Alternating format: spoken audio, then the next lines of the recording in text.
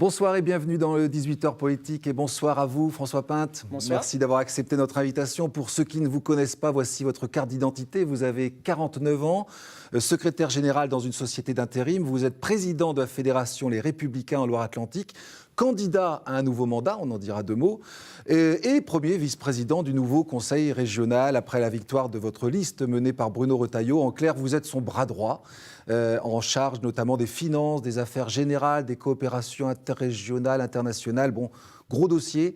La région que vous venez donc de reconquérir après 11 années dans l'opposition, vous allez nous dire comment vous percevez ce mandat, un mois après votre victoire, ce que vous souhaitez mettre en place et puis votre regard sur l'actualité politique. On commence tout de suite. Actualité marquée par la démission de Christiane Taubira. Hier matin, la garde des Sceaux a claqué la porte sur un désaccord majeur selon ses propres termes, à savoir la déchéance de nationalité. Les hommages se sont multipliés pendant cette journée d'hier.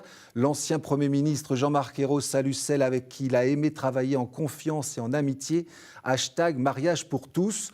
Taubira, autre socialiste, le sénateur Yannick Vaugrenard parle d'une femme de talent, de culture et d'engagement, cible privilégiée de beaucoup d'extrêmes, souvent brocardés, parfois insultés. La députée Marie-Françoise Clergeau a même posté une photo avec Christiane Taubira à l'Assemblée nationale.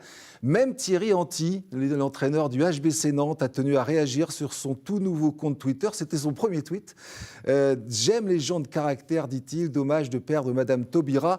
Où va la gauche, demande-t-il. Avant de conclure, heureusement, il y a du hand ce soir. Plus sérieusement et beaucoup plus critique, forcément, la réaction de votre patron à la région. Bruno Retailleau affirme que le gouvernement doit d'urgence détricoter les textes Taubira et revenir à une plus grande fermeté. Vous pouvez nous expliquer ce que ça veut dire ? Détricoter les textes Taubira, ça veut dire revenir sur le mariage pour tous, par exemple, ou pas ? Ça veut dire surtout, moi je pense à la politique laxiste pénale que Mme Taubira a mis en place, avec des conséquences dans l'augmentation de la délinquance, en particulier ces derniers mois. Pour désengorger les prisons, c'est ça que vous voulez dire ? Oui, sans doute, puisqu'elle avait elle-même décidé de stopper le plan de construction des prisons, justement, donc c'était peut-être sa solution. Je ne pense pas que ce soit la bonne solution. Elle avait, vous vous en souvenez aussi, retiré le plan sur les peines planchées qu'avait mis en place Nicolas Sarkozy. Donc, si vous voulez, moi, sur cette démission, ce que j'ai envie de dire, c'est qu'elle est cohérente. Le mariage pour tous. Le mariage pour tous, écoutez, le mariage pour tous, ça fera l'objet d'un débat au moment des élections. Mais vous le souhaitez ou pas ? Moi, je souhaite, à titre personnel, que le mot mariage soit changé. J'étais pour la solution de l'union civile et je pense qu'il faut autant garder des droits qui étaient attendus par les homosexuels, mais je pense qu'il faut absolument que l'on mette une barrière sur tout ce qui est la filiation.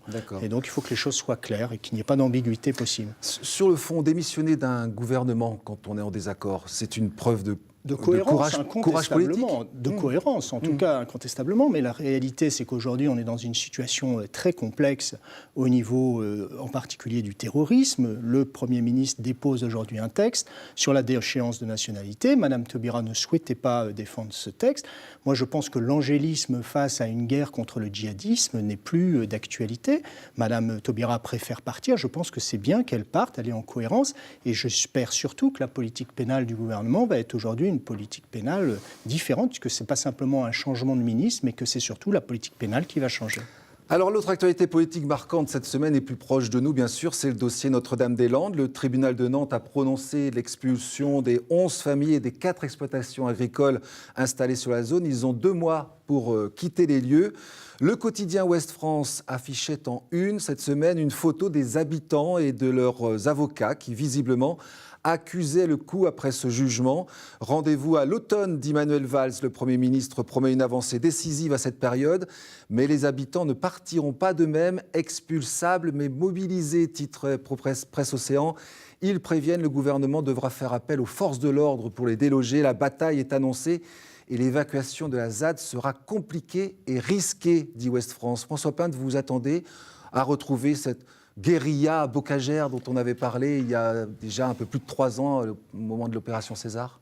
Écoutez, moi, c'est inéluctable. J'espère que ce n'est pas inéluctable. Moi, j'espère que tous les élus républicains feront respecter la loi de notre pays. Et moi, j'en appelle depuis longtemps aux élus d'Europe Écologie Les Verts. On ne peut pas, dans ce pays, se dire élu de la République et lorsque toutes les étapes de la procédure judiciaire, tous les jugements ont été en faveur de cet aéroport et considérer que même si ces jugements ne sont pas favorables, les écologistes vont soutenir les zadistes. Il y a un moment, il faut que la loi soit respectée dans ce pays. Et si elle ne l'est pas, eh bien, comment on peut aujourd'hui, partout en France, dire qu'il faut faire respecter la loi si on ne la respecte pas sur ce territoire de Notre-Dame-des-Landes? C'est un très mauvais message que l'on passe à toute notre jeunesse. C'est un mauvais message que l'on passe à tous ceux qui veulent que la loi est une force dans ce pays. Comment on peut aujourd'hui considérer que les zadistes pourraient avoir raison? Moi, ce que j'espère, au fond de moi-même, c'est que les élus d'Europe Écologie Les Verts vont dire à un moment: on a perdu la bataille judiciaire, il faut respecter la loi. Nous sommes des élus de la République, donc nous vous invitons à quitter de façon pacifique cette zone. Et vous, comme Bruno Retailleau, vous ne manquez pas à chaque session de redire parler notre appui à cet aéroport, parce que nous considérons... Pour pointer aussi le désaccord dans l'opposition entre le PS et les écologistes. Pas pour pointer, ça a été le débat pendant la campagne, bien sûr, mais c'est pas aujourd'hui, nous avons gagné, les Ligériens, il y a eu un débat démocratique, encore une fois, à l'occasion des élections régionales. Bruno Retailleau a été clair dans son soutien. Je constate effectivement que Christophe Clergeau, entre les deux tours, n'a pas été clair. Et je pense que une partie du résultat est là. Parce que de ne pas être clair sur un projet aussi important pour notre économie, pour l'emploi sur ce territoire, pour ce qu'il représente en termes d'infrastructure dans la compétition des territoires, je pense qu'il faut aujourd'hui... ça a été tranché pendant la campagne. Donc nous continuons à soutenir, pas pour opposer aujourd'hui notre opposition. Le débat est terminé, surtout parce que nous considérons que c'est un projet structurant pour notre territoire. Alors donc à la suite des élections régionales de décembre, vous siégez donc à la droite de Bruno Retailleau dans cette nouvelle assemblée, vous qui étiez directeur de cabinet de François Fillon quand il présidait la région, vous qui avez mené l'opposition pendant 11 ans, on imagine que vous vivez ça comme une revanche quand même. Oh, le mot revanche, non, une satisfaction. C'est vrai que quand on a été le bras droit de François Fillon à son cabinet et qu'aujourd'hui on peut être le bras droit de Bruno Retailleau à la région, c'est vrai que c'est une boucle et qu'on est évidemment... Oui, vous avez connu quand même des déconvenues électorales ces dernières années. Absolument. Là, voilà, vous l'avez attendu ce mandat. Absolument, et je suis aujourd'hui très heureux de la situation parce qu'on est dans l'exécutif et qu'on a le sentiment que cette région peut être mieux gérée, il peut y être apporté des dynamiques nouvelles. C'est ce qu'impulse aujourd'hui Bruno Retailleau dans le message et dans les politiques qu'on est en train de mettre en place. Et ce sera à nous de convaincre que notre politique est plus efficace pour les habitants, avec des attentes. Alors on va développer ça, mais d'abord vous avez immortalisé votre nomination sur votre page Facebook avec cette photo devant le buste d'Olivier Guichard, tout un symbole. Et cette alternance, bien sûr, ne fait pas que des heureux. Frappe, le dessinateur de presse, s'en amuse avec cette caricature inspirée de Star Wars.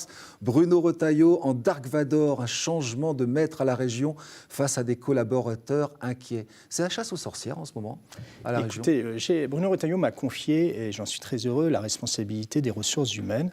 Je peux vous dire que j'étais encore aujourd'hui avec toute l'équipe, il y a 85 personnes qui s'occupent des 3200 agents de la région, qu'ils soient sur le campus de Nantes ou dans nos lycées, puisque vous savez qu'on a la charge des techniciens ouvriers de service dans les lycées, qui accompagnent les lycéens dans le cadre de tous les jours. Et je peux vous dire qu'il n'y a pas du tout cet esprit-là. Je pense que Bruno Retailleau a su trouver les mots. Vous savez, ce que l'on demande, c'est une continuité du service public. On demande à chacun de nos agents d'être efficace et on demande à chacun de nos agents d'être exemplaire. Voilà, il y a des consignes, naturellement, qui sont données aujourd'hui par la nouvelle majorité, mais il y a une loyauté qui se fait par une immense majorité des agents. Il est normal que l'équipe de direction change. D'ailleurs, les principaux directeurs sont déjà partis ou sont en train de partir. Mais sinon, l'administration, directeur des services, directeur général des services adjoints, ceux qui étaient la garde rapprochée, en quelque sorte, de l'ancien président. Mais il est normal aussi que tous ceux qui servent l'institution, qui sont les acteurs du service public, bien restent en place. Il y aura une réorganisation, mais on la fera dans le respect des personnes et je serai le garant de ce que cette passation se passe bien. Alors, ce nouveau mandat régional est placé sous le signe des économies, avec le contexte de la baisse des dotations de l'État, bien sûr. Symbole fort, les indemnités des conseillers régionaux sont en diminution, moins 10%.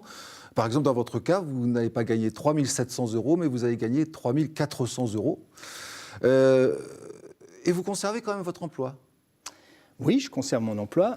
Alors, je reviens de voir... Vous ne gagnez pas assez.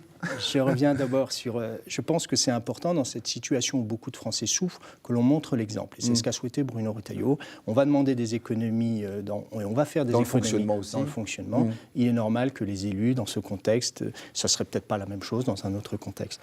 Ensuite, effectivement, moi, je garde aujourd'hui mon emploi dans une entreprise privée parce que je pense que c'est très important que des élus ne soient pas déconnectés de la réalité. Je suis cadre dirigeant dans une entreprise. J'ai la chance d'avoir un statut qui me permet aujourd'hui de cumuler avec mon poste de vice-président. Mais je pense que c'est important qu'il y ait des hommes de l'entreprise qui soient, on l'a trop souvent dit que les collectivités, les élus étaient que des fonctionnaires ou des gens qui pouvaient consacrer tout leur temps à leur mandat.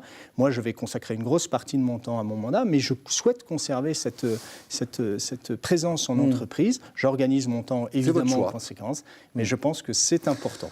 Alors, parmi les mesures qui ont été annoncées cette semaine, on va notamment mettre l'accent sur le plan d'urgence pour l'agriculture, ça l'actualité montre également, et puis un pacte pour la ruralité. Comment vous expliquez ce choix politique de mettre l'accent sur les zones rurales ? Ce qui est incontestable, c'est qu'on l'a vu à l'occasion des élections régionales, c'est que beaucoup de communes qui sont isolées des grands centres urbains souffrent aujourd'hui et sont un peu dans une désespérance. Les services publics sont moins là, ils ont l'impression d'être un peu les oubliés de la République.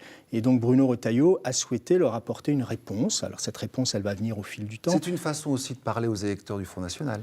Mais de toute façon, le vote Front National, pour une partie, représente incontestablement une révolte, une situation qui n'est pas... Donc vous parlez à ces électeurs-là. Mais on parle à tous les Français, on l'a toujours dit, bien sûr, chaque Français est respectable. Et donc c'est à nous d'apporter des réponses. Une fois l'élection passée, il n'y a plus d'électeurs du Front National, il y a des Ligériens qui attendent des changements dans cette région, et c'est le souhait de Bruno Retailleau de leur apporter une réponse, parce qu'on a vu des gens dans la désespérance, que ce soit, vous le citiez, dans le monde agricole. Il est anormal aujourd'hui que des éleveurs ou des producteurs ne gagnent pas suffisamment d'argent pour vivre alors qu'ils travaillent 70 heures par semaine. Il faut répondre à ces désespérances. Et donc c'est notre défi immédiat. Et puis il y en a plein d'autres, et en particulier évidemment l'emploi. Cet emploi qui n'a cessé d'augmenter, même dans cette région, eh bien, il faut qu'on arrive, et c'est le Grenelle de l'apprentissage que souhaite mettre en place Bruno Retailleau, pour redonner ces lettres de noblesse à l'apprentissage. La région montrera aussi l'exemple en ayant plus de maîtres d'apprentis pour accompagner aussi des apprentis. Mais voilà, il faut redonner une dynamique nouvelle, et on aidera évidemment aussi les entreprises en simplifiant toute une série de mesures qui étaient en place, qui étaient souvent le grand port maritime, les chantiers STX, etc. Effectivement, vous avez beaucoup de boulot sur la planche, et en parallèle, vous êtes toujours en campagne. Une campagne pour votre propre succession à la tête de la Fédération Les Républicains en Loire-Atlantique. Les militants votent samedi, ce week-end. Et il n'y a aucun suspense, puisque vous êtes le seul candidat. Vous vous vantez même sur Facebook d'avoir obtenu plus de 600 parrainages, 3 fois plus que ce qui était nécessaire. Commentaire d'un certain Jackie: et en 2017, tu seras député, il te faudra effacer De Rugy de l'Assemblée. François Pinte, le rassembleur, le portrait de Presse Océan, vous a bien plu, visiblement. Vous visez l'Assemblée nationale ? Oula, Chaque chose en son temps. Non, mais j'ai pas. Aujourd'hui, ma seule ambition, c'est de réussir. J'ai lu votre courrier aux militants pour ces élections que toutes les circonscriptions de Loire-Atlantique étaient gagnables en 2017. Donc pourquoi pas vous ? Non, mais absolument. Je pense que ma responsabilité aujourd'hui, je me représente pour être président départemental. Ouais. Effectivement, il n'y a pas d'autres candidats. C'est peut-être que effectivement, je réussis par ma démarche, par mon discours, à rassembler l'ensemble des sensibilités qui sont aujourd'hui présentes chez les Républicains, de Franck Louvrier. Et avec les primaires qui arrivent, ça va être important. Et c'est important. Et je pense que ce message-là, il est bien arrivé chez nos militants, puisqu'en fait, aujourd'hui, ils ont peur, en quelque sorte, que les primaires se passent mal. Moi, mon choix, chacun le connaît, je l'ai toujours affirmé. C'est une peur légitime. C'est une peur tout à fait légitime, et j'ai été le premier en France à organiser avec Gatien Meunier un débat à l'occasion de nos universités d'été de la Baule, où on a rassemblé les 3 principaux candidats aux primaires, mais surtout fait une table ronde pour expliquer comment ces primaires allaient se passer, pour dédramatiser ce débat. Moi, tout le monde sait que je soutiens François Fillon, mais ce que je dis, c'est que malgré ça, il faut que chacun prenne l'engagement, quel que soit son champion, de se rassembler. Car si nous ne sommes pas capables de nous rassembler derrière celui qui gagnera les primaires, mais nous ne serons pas au second tour, tout simplement, de l'élection présidentielle. L'enjeu, il est là. Donc c'est ma responsabilité d'amener mon mouvement dans ce département à un débat apaisé, et qui assure le rassemblement à l'issue des primaires. On suivra ça. Merci beaucoup François Pinte, merci à toute l'équipe. À la semaine prochaine.